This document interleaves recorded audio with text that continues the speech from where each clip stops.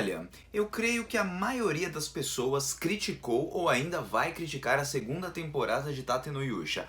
Mas, antes de você começar a comentar que essa temporada foi um lixo e tudo mais, eu quero colocar um ponto de reflexão acerca do episódio final e da segunda temporada como um todo. Eu te garanto que nesse vídeo você vai acabar mudando de opinião ou então vai parar pra pensar um pouquinho mais sobre essa segunda temporada. Assim como eu pensei depois de ver o episódio final de Tate no Yusha. Tá curioso pra saber o que é? Então continua aqui, você vai saber de tudo.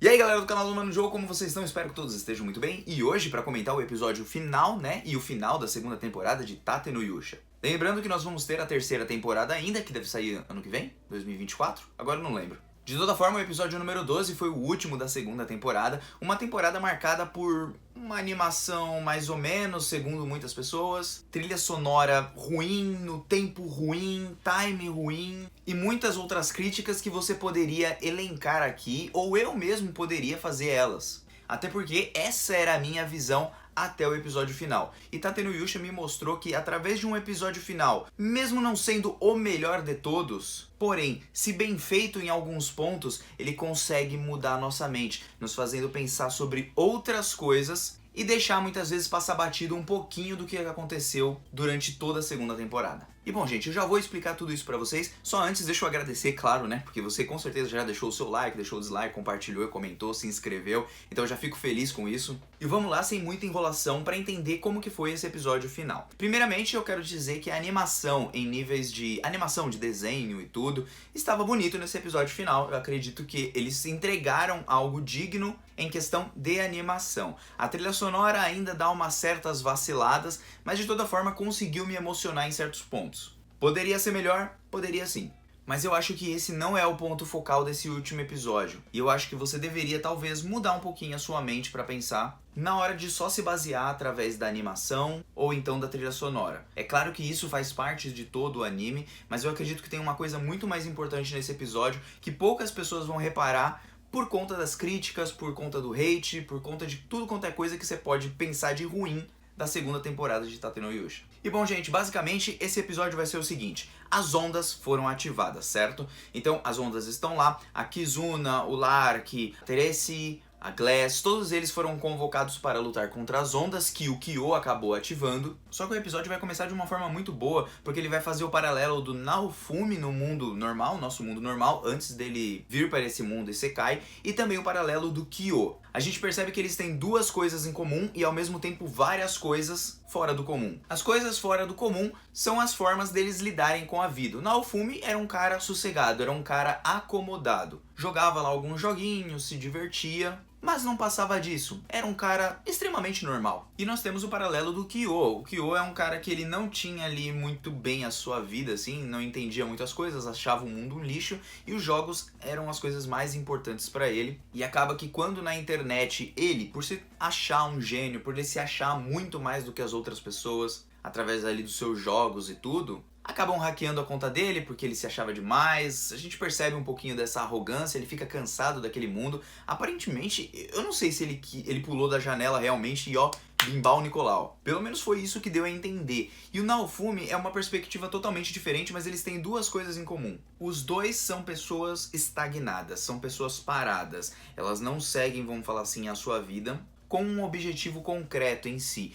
O Kyo, ele queria ser o cara dos jogos e tudo, mas parece que a todo momento o Kyo, ele buscava alguma coisa, ele buscava talvez algum reconhecimento, alguma pessoa que reparasse nele, porque talvez o Kyo não foi o tipo de cara que tinha muito a atenção das pessoas e era um cara jogado de lado. Já o Naofumi, mesmo sendo um cara super comum, também não chamava a sua atenção, então não tinha um objetivo, ele apenas seguia a vida. Então os dois eles têm esse ponto em comum, onde eles não têm nenhum tipo de objetivo, e eles meio que vão carregando isso para esse mundo Isekai. O Kyo, embora ele tenha o objetivo de destruir tudo, você percebe que esse não é o objetivo real dele. Na verdade, ele tá querendo fazer alguma coisa porque ele ficou revoltado com tudo. E então a solução que ele encontrou foi causar o caos no mundo inteiro, tocar o terror, se vingar de todo mundo ali que fazia mal pra ele, embora ele também fazia mal para as outras pessoas. Mas eu acho que o Kyo, no caso ali, o que ele tá representando é a busca de algo onde ele está totalmente vazio. É como você imaginar um coração totalmente oco, onde ele não tem nada dentro dele. Imagina que tem um ovo na tua mão, mas ele não tem gema e não tem nada dentro.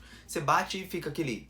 tipo, não tem nada. É basicamente o que existe no coração do Kyo e também do Naofumi. Mas o Naofumi, através desse novo mundo Isekai, ele vai ter uma nova chance e vai parar de ser aquele cara acomodado para descobrir um pouquinho mais seus próprios sentimentos com as pessoas ao redor, através de vários apuros, e ele vai se desenvolver. Isso mesmo, o Naofumi, até esse episódio final dessa segunda temporada, ele se desenvolve muito bem, assim como foi na primeira, só que na segunda esse crescimento ainda fica um pouco maior. E bom, como eu disse, o episódio começou dessa forma, fazendo um paralelo entre os dois, o que eu achei muito interessante, porque mesmo nesse mundo Isekai, o Naofumi também continua seguindo sua vida acomodado, sempre seguindo o que é o seu dever, e não fazendo o que ele quer de verdade. É então que eles entram lá no esconderijo do Kyo, começa a batalha, o Kyo, tipo, de uma forma assim, acho que é absurda, porque eu fiquei de boca caída, porque ele utilizou as meninas para fazer algumas quimeras, né, juntou ali um Byakko, que são uns, tipo uns bichos lá, japonês lá, juntando com os corpos delas, transformaram em quimeras, né, transformaram um corpo de animal junto com um corpo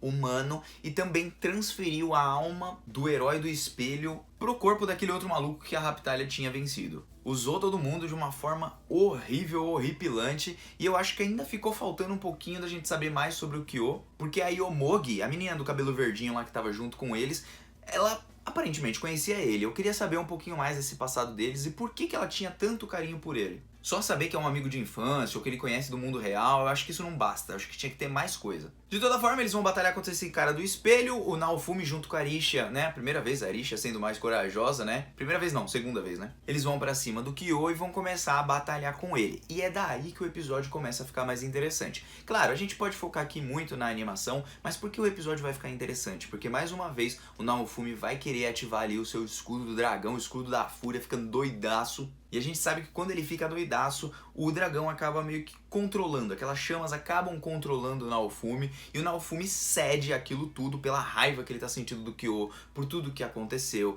Embora a temporada possa ter sido meio rushada e você às vezes não veja sentido nele ficar com tanta raiva, o Kyo quase matou a Raptalia. A gente sabe que a Raptalia não ia morrer, mas ele quase matou. Ele quase transformou a Firo em franguinho a passarinho. No final das contas, ele acabou matando o espírito da tartaruga, a Host. Então isso eleva a raiva do Naofumi. Eleva a raiva do Naofumi a ponto dele se deixar ser controlado, e a Arisha vai tentar impedir ele de ficar doidão, assim como a Raptalia também fazia. Só que aí, quando ela vai chegar lá nele, ele pega no pescoção dela e fala assim, ó, cala a boca que tu é inútil. Na verdade, eu sempre usei a Raptalia, eu sempre usei a Firo, e ele começa a mostrar quem ele é de verdade, entre aspas. E é aí que o episódio, pra mim, fica interessante. Tirando essa parte da conversa do Kyo, da derrota do Kyo, porque ele vai ser derrotado posteriormente, a parte interessante é que o final ele conseguiu entregar muito mais do que eu esperava. Porque ele entregou desenvolvimento do Naofumi. E embora pra muitos isso seja clichê, eu achei muito legal. Porque quando ele pega no pescoço da Arisha, e a Arisha fala aquelas palavras pra ele, tipo... Ah, Naofumi, eu sempre quis saber o que você pensava de mim de verdade. Que na verdade ele pensa que ela é uma inútil e tudo mais, mas a Raptalia e a Firo não é assim. No começo, talvez ele teve os seus motivos, ele sofreu por aquilo, né? Sofreu lá porque julgaram ele por uma coisa que ele não fez. E ele precisou delas como escravas, mas depois ele já não precisava mais. E isso foi mudando, o Naofumi foi mudando. Aquele cara que tinha raiva de todo mundo, que não confiava em ninguém, passou a ter confiança nas pessoas, passou a ligar para os seus próprios sentimentos e passou a querer as coisas. Ele passou a tirar um pouquinho a parte do dever, tipo, é minha obrigação proteger o mundo e papapá. Para querer proteger de fato. Por quê? Porque naquele mundo habitam pessoas onde ele acabou criando um vínculo, como a Raptalia, a Arisha, a Firo, a Filolial. E essas palavras tocam no Naofumi, mas não a ponto dele parar. Ainda a fúria do dragão continua em cima dele, ele acaba soltando a Arisha, e é aí que fica bem legal, porque a Arisha vai partir pra cima lá do Kyo, né? Mas depois o Kyo junta lá o espírito da tartaruga, mas no final o Naofumi vai aparecer junto com todo mundo, porque a Host vai lá, vai tocar nas mãos dele e vai falar, ó, você não precisa dessas chamas, você não precisa da fúria, você não precisa da ira, você não precisa do ódio. Você tem as pessoas, você tem o que você precisa aqui, você não precisa mais usar esse poder, você não precisa mais dessas chamas. E isso foi muito legal. Ah, Joe, por que foi muito legal? Isso é muito clichê e blá blá blá. Você acha que a sua vida é um clichê ou não? Sinceramente falando, me fala isso, sua vida não é um clichê. Se em alguns momentos você fica com ódio de alguém porque alguém fez X ou X coisa. Ou então você nunca sentiu raiva de ninguém e talvez alguém foi lá, tocou na tua mão, ou então foi lá, conversou com você e você mudou de ideia. Você viu que aquela não era realmente a solução. Então, esqueça um pouquinho da palavra clichê e passe a pensar no anime como outra coisa. Você fala assim, poxa, mas a situação dele é real. Ele sofreu realmente, sentiu ódio e muitas vezes ele acabou usando aquele poder que fez mal pra todo mundo, que acabou machucando pessoas queridas ao redor. Porque o ódio muitas vezes faz isso. Às vezes a gente, com ódio, a gente pode fazer mal para as próprias pessoas que estão ao nosso redor. E antes o Naofumi não compreendia isso, mas hoje ele compreende as duras custas das consequências dos seus erros. Por quê? Depois que ele errou usando esse escudo, acabando machucando outras pessoas que ele não poderia machucar, que ele não queria machucar, o desenvolvimento nessa parte onde aparece a hoste, todo mundo ajudando ele, faz sentido, porque ele aprendeu a lição. Ele aprendeu que não precisava ser sempre assim, que não precisava sempre recorrer o escudo da fúria. E esse é um ponto interessante, porque ele bate diretamente com a gente. Então eu gostei muito do desenvolvimento do Naofumi, ele mudou muito da primeira temporada pra cá. Ele era um cara conformado, chegou num mundo totalmente diferente, como todo protagonista bobão, acaba ficando com raiva de todo mundo, mas aos poucos ele vai superando, vai confiando nas pessoas e vai abrindo seu coração. Ele abre pra caramba na primeira temporada, mas agora na segunda ele tem mais um acréscimo, mais um desenvolvimento. Primeiro porque ele realmente queria falar aquelas coisas para Arisha, porque ele achava ela até certo ponto inútil mesmo. Mas Arisha entendeu por que ele pensava assim e o perdoou. E através desse perdão acabou tocando no coração do Naofumi, que começou a entender que aquela raiva estava errada, que aquilo que estava controlando dentro do coração dele, aquele ódio, que normalmente qualquer tipo de pessoa pode sentir, que aquilo estava errado, não precisava ser assim, tinha um modo melhor de fazer isso. E é então ali que ele se liberta da sua fúria, acaba atacando ali junto com o negocinho do escudo, vence o Kyo, mata o Kyo, e com isso nós terminamos ali a batalha, e depois o Naofumi, depois de um tempo, depois de completo ali, né, conseguiu recuperar o espírito da tartaruga lá, os bagulhinhos que precisava, acaba voltando pro seu próprio mundo, deixando a Kizuna, todo mundo lá no outro mundo e tal, ela fica querendo encontrar o Naofumi outras vezes, eles fizeram ali uma amizade, e aí a gente passa a querer entender um pouquinho mais como que surgem essas ondas, porque o Kyo conseguiu desenvolver e fazer com que elas soltassem ali no mundo dele, e também fez com que soltassem no próprio mundo do Naofumi. Então vamos ver até onde vão essas ligações, quem criou todos esses mundos paralelos, por que essas ondas acontecem. O Naofumi acaba se tornando Visconde, ganha lá um emblema, todos os outros heróis ficaram protegendo lá das ondas enquanto o Naofumi não estava lá. Ainda parecem uns metidos idiotas, mas, bom, vamos desconsiderar eles por enquanto, porque por enquanto eles não são muito desenvolvidos. E eu gostei que a Arisha ficou do lado do Naofumi, porque é bem melhor, né? Pelo amor de Deus, aquele herói do arco é mó babaca. E é ali que terminamos esse episódio no final. E bom, a parte mais do pensamento é muito mais do que eu disse agora. Eu acho que o final de Tate no Yusha mudou tudo que eu tava pensando sobre a segunda temporada.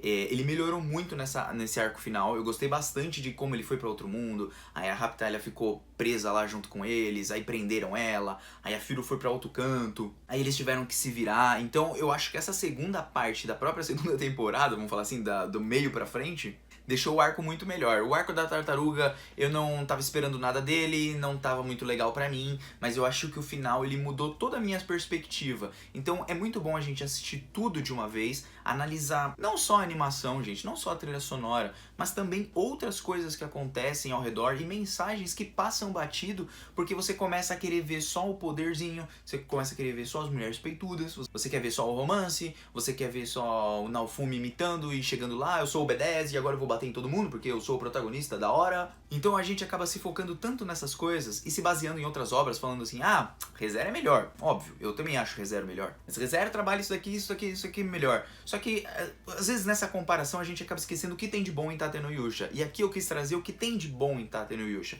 Eu já exemplifiquei tudo no começo do vídeo. Só que não adianta eu ficar focando nas mesmas coisas. A gente pode ver coisas diferentes, a gente pode enxergar de forma diferente. E eu acho que o desenvolvimento do Naofumi, o quanto que ele mudou.